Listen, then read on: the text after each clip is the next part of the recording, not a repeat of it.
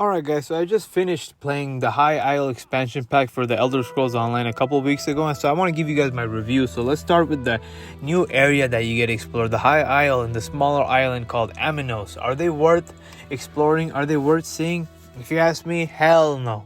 Not at all, man. They hyped this place up as a never before seen island that you've never seen before, it's never been done before. It's a new resort place and all blah blah blah.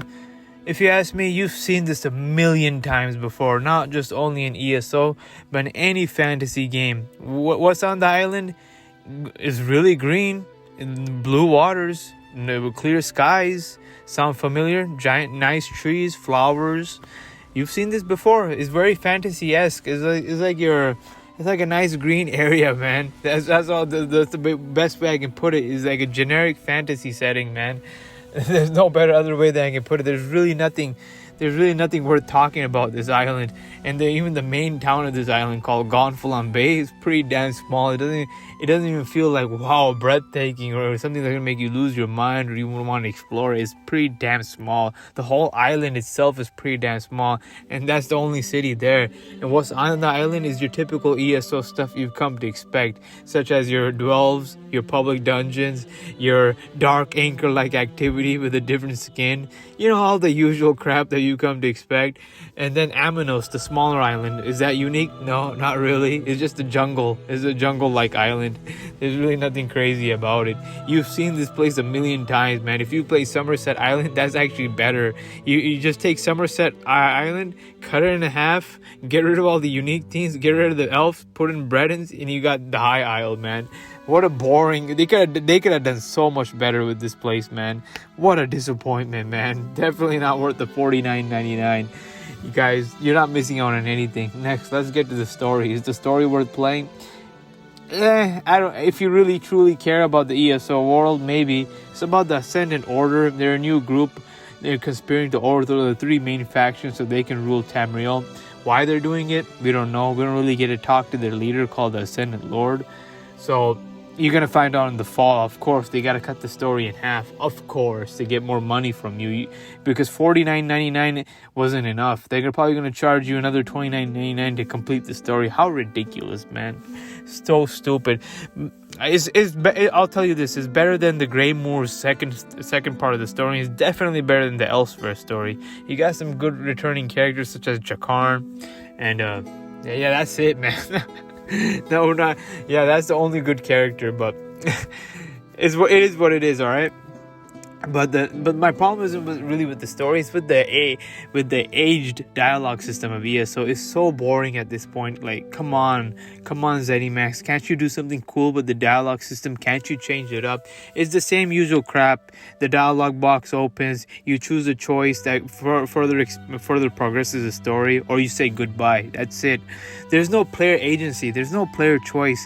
How about they give more dialogue that can pivot the story in a different direction depending on what dialogue you choose?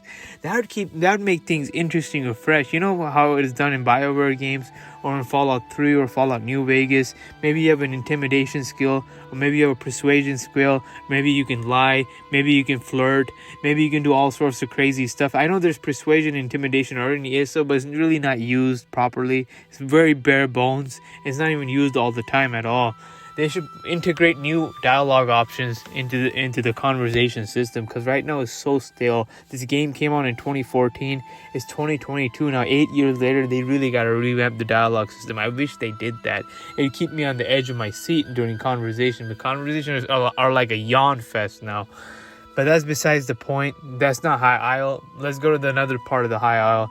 The new card game. I forgot what it was called. Tales of Tribute. Yeah. I didn't even play it, guys. To tell you the truth, I didn't even find it intriguing. Hell, I didn't find the expansion pack to be intriguing. What makes you think I'm going to play a card game? Come on, man. I think it's wasted resources. They could have done something better. Instead of adding a card game, they could have done something, maybe fixing PvP. I don't know. Maybe adding another activity that really expands upon the game, or maybe gives you a side thing to do, something that's more meaningful. I mean, a card game, come on, man. Who wants to play that? Don't they have enough card games on Steam that people play? Like, seriously, come on, man. This expansion pack worth the $49.99? Hell no. Wait for a sale. The only reason I got it is because I really like Blackwood. That was a good expansion pack compared to this. In Blackwood, you got Levin, you got the expansion of the Argonian territory to see, and you also got the Deadlands, Mehrunes Dagon's HQ. That was cool stuff to see. Here, nothing, man. It's so boring, it's so generic, it's so stale. It's been done a million times. It's been done to death. You've seen it. Get it if you're a hardcore ESO fan, then maybe $20. If not, wait for a sale, get it for $10, like I've done with previous expansions. But don't pay $49.99.